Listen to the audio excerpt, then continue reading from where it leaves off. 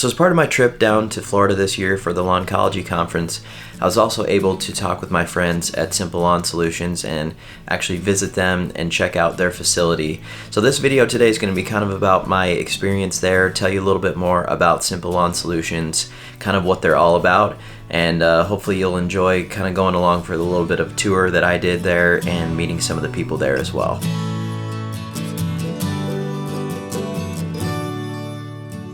Simple Lawn Solutions is a little break off of a company called UAS of America, which is a company down in Florida that's a family-based company. They've been there for 25 years. Pretty much everybody that works there is either part of the family or has been an employee for a long time and is basically adopted as part of the family. So UAS has been making different products for mainly the agriculture world. Cropmaster is our logo. That's our brand.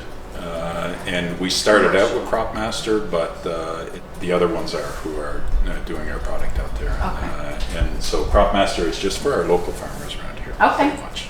And Vietnam. We're big in Vietnam. But Brittany, the marketing manager there, had an idea that she wanted to take some of the formulations from some of the things that they sell for agriculture that would be good for turf grass and take those and actually make a product line out of it. And that's where Simple Lawn Solutions came from. So it's early into the season last year when I was looking for a couple different products that would be, one, readily available for everybody to get very easily through something like Amazon, and two, that maybe had like a hose end kind of sprayer built into the system so that it would be easy for people to use as well.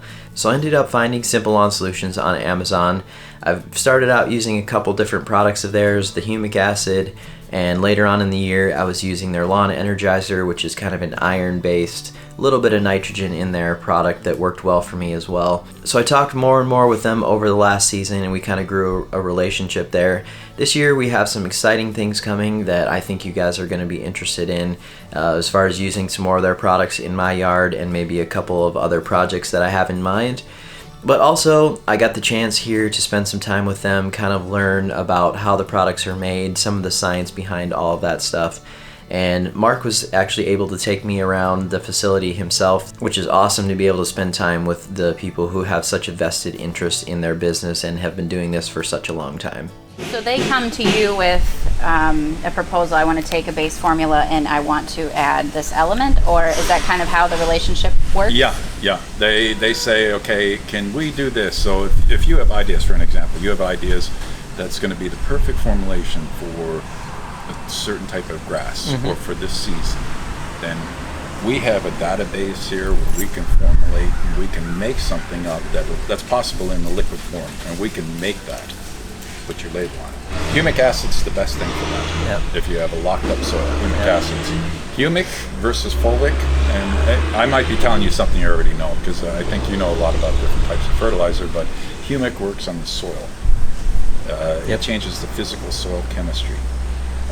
The fulvic works within the cell walls of your plant, and I'm going to talk plant versus turf. But within the cell walls, it transfers nutrients really fast through the cell walls. So a higher fulvic acid content with your mixes will, and you're spraying it on a foliar base. Once it enters into your root system, it's going to move throughout the cell walls very quickly because it's kind of like nutrients on steroids, basically. The fulvic acid content will do that.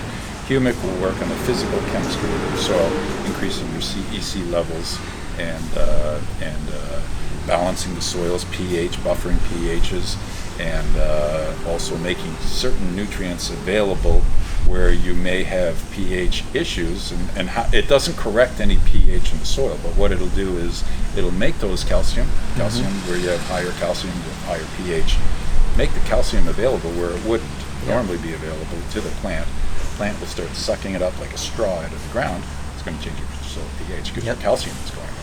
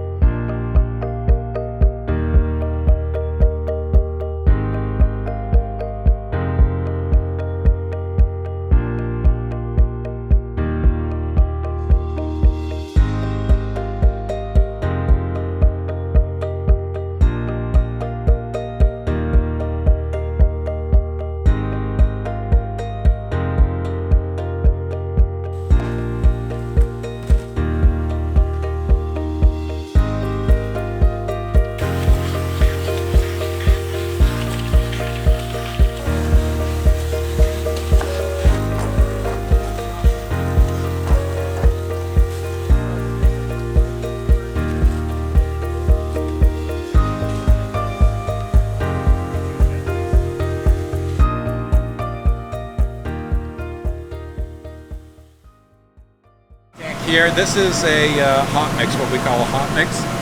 And I don't want you to touch it, but if you come close to it, you can kind of feel it. Just tap it. It's hot, but don't put your hand on it because it is hot to feel it. Oh yeah. It's like, if you tap it, you can feel the heat. The radiate, yeah. Yeah, but these are cooling jackets, and we cool this. We got to keep our temperature at a certain degree. If you don't keep it at a certain degree, what you're going to do is break the bonds, because it's bonding right now. All our elements are bonding. We have our phosphates, our nitrogens, and our potassiums all bonding in here right now. It's a chemical reaction going on within the tank. So once it reaches... heat, and it's an exothermal, so it's going to release heat as it does that bonding. So it's a reaction going into the tank, and that's why you see the steam coming out. Okay. So the steam is basically just the liquid, the water coming out, and that's adjusted on the end for our total batch, has to be adjusted for the weight. That way we know all our nutrients is in here and it's correct. So the bonds that you're creating with your chemicals in here, essentially at the end of the process, those become permanent. Those bonds are actually a lot better in a chemistry sense. When you're bonding something in a heat bond like this, your molecules are being created and bonding as one. A lot of your water solubles that you place in water and you mix, they're not in one, because you have a phosphate element, you have a nitrogen element, and you have a potash element. And I'm talking about liquid fertilizers. They're all separate elements that have to go into the plant through the water. So when you're bonding it this way, yes, it's more efficient. Okay. And I mean, just the way that it's bonded together, I'm trying to wrap my mind around the difference between I give this plant individual elements versus I give this plant bonded elements. You know what I mean? Yeah. Because when you're trying to introduce something into a plant and through a plant, and I speak about plants, not just turf blades, but that is a plant. It's just a different type of plant. But underneath the leaf is the stomata, where the food will go in if you're doing the foliar spread. That's you have a root system too, but underneath, if you're doing foliar sprays with plants, if you have one molecule versus separate molecules trying to get into the small little porous openings, it's better if it's a single molecule going through, which is a combined molecule. Because your absorption rates are probably different. Like it could absorb. You absorb a lot more of the actual nutrients. Yeah. This is mined from the ground in North Dakota. And it's directly from the ground. They just package it, and it's what it is basically. It's a rock. Okay, and you can get it in different consistency. Now you can see it in there. It's just pieces of rock, just small little rock. It's insoluble. It will not go into water in a solution.